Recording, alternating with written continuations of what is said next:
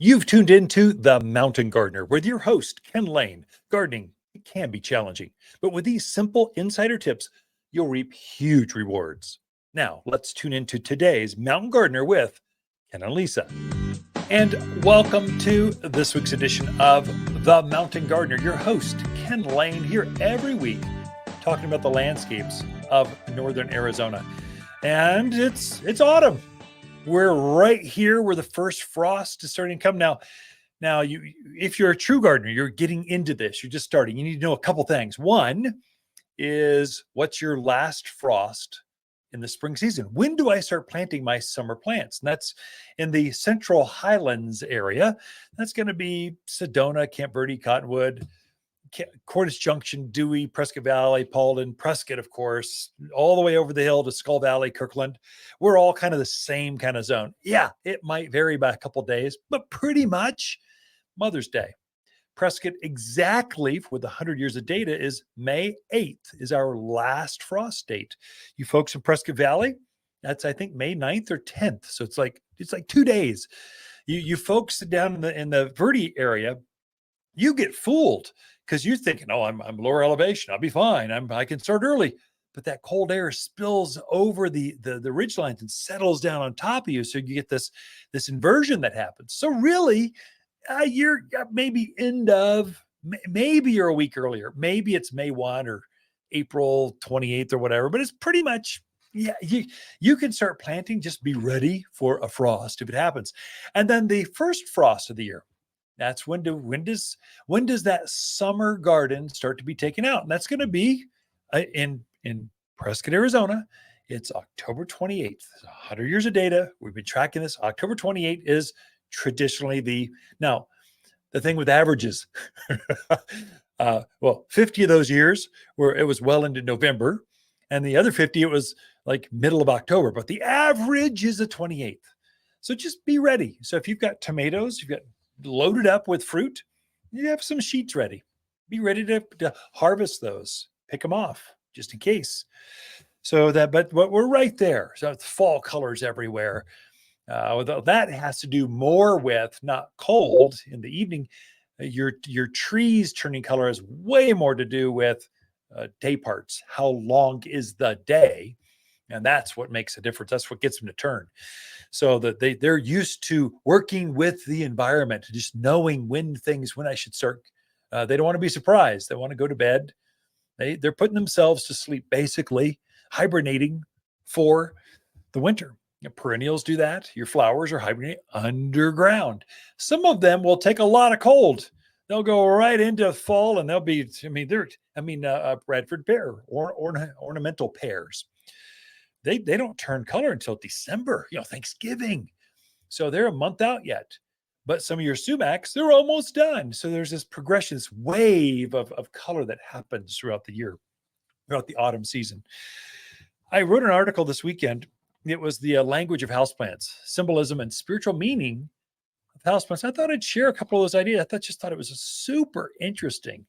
Why people give houseplants as presents, as gifts, as housewarmings, as college graduations, as wedding, just why. And so I thought I'd go over a couple of them. It's just super interesting. And all these are available at the garden center. We just loaded up with a bunch of houseplants. So as our outdoor gardens start to shut down, you can actually plant cool season things. So pansies love the cold. It's the time to put those in. Mums, they're beautiful. Snapdragons, they'll bloom to the end of the year. Maples, evergreens, all your evergreen shrubs, hedgerows, they're all put in now. But if you're done with tomatoes, you're going, I've been working so hard. I can't can anymore. Oh my goodness. The apples are about to be harvested. I can't pick another bushel of apples. If you want to come indoors, plant some houseplants, play with those. Chinese money plant. This is, it's a plant that's believed to bestow great wealth and fortune upon the owner, primarily because of its round coin-shaped leaves. So Chinese money plant, it's just fun. So if you want to have more wealth, surround yourself, put them in the office. Chinese money plants, their vibe will come off of you. Ivy has basically a plant. It symbolizes eternal life because it's evergreen evergreen foliage. The Christians think of it as it remains evergreen. So it's always perennial, coming to life. And so consider buying an ivy for someone that's kind of remind them to keep pushing forward, keep going. You can keep growing. That's an ivy plant. Dracaena or corn plant. That's one with the long stems. It can be cute, but it's eventually going to grow up into the size of corn. It gets quite tall. In fact, sometimes they get too big for a living room, even with vaulted ceilings. They can go to the top. But Dracaena is cleaning and purification. They're famous for their air purification. So the ancient Greeks, that's where the word Dracaena came from. Dracania, or female dragon, is the kind of how it translates from ancient Greek. Because of the red stems, and so they're describing that. So it represents dragon's blood. But the resin actually was used to cleanse or energy cleansing incense before spiritual celebration. So there's a lot of different uses. So this goes way thousands of years back. Philodendron, that's abundance, love, and good health. So that one that one will live actually a long time without even water. And so it just used a lot of room for forgiveness. And so it just goes, yeah, we'll just make it go. So it's a lesson in forgiveness and adaptation. So you give those, it's like an olive branch you give to someone that you might seek forgiveness from. So that's philodendron. Lucky bamboo, of course, that's one that's woven so many times. That's virtue and elegance. So that's what that represents. So good fortune, happiness, health, and strength. That's bamboo. Is very, very strong. Grows fast, but the bamboo stems are extremely strong. They're actually hard for pruners to even go through. And so that's a good one for lucky bamboo. Going off into a dorm room. It's a housewarming gift. We wish nothing but well for you. That's lucky bamboo. And palm trees. That's peace and abundance. And so the Christians, as Christ was coming into Jerusalem a week before, this is Palm Sunday, famous. They would throw palm branches in front of his donkey as he rode into Jerusalem. So it's just peace and abundance. It was symbolic. This goes way back even before Christ's time, but that's what it represented. And that's why they did that in the Bible times. And so Palm Sunday, there's the Egyptians see palms as tree of life. So it's got a lot of profound meaning. Orchids. There are lots of orchids out there. That's one with they grow in the rainforest up in the branches. They don't even need soil. And so they represent love, beauty, and luxury. So that's one. The Greeks actually, virility. They would give them to new couples. They put them in the bedrooms because it'd help you kind of have children kind of thing. So it's kind of, that's what it's for. So it's a great one to give to as a wedding gift, couples that are trying to have kids, that kind of stuff. That's orchids. So love, beauty, and luxury. And the last one is peace lilies. So peace lilies are peace, positivity, purity, enlightenment. And so the Buddhists, Hindus, and the Japanese cultures, they love using this for enlightenment, for kind of purity.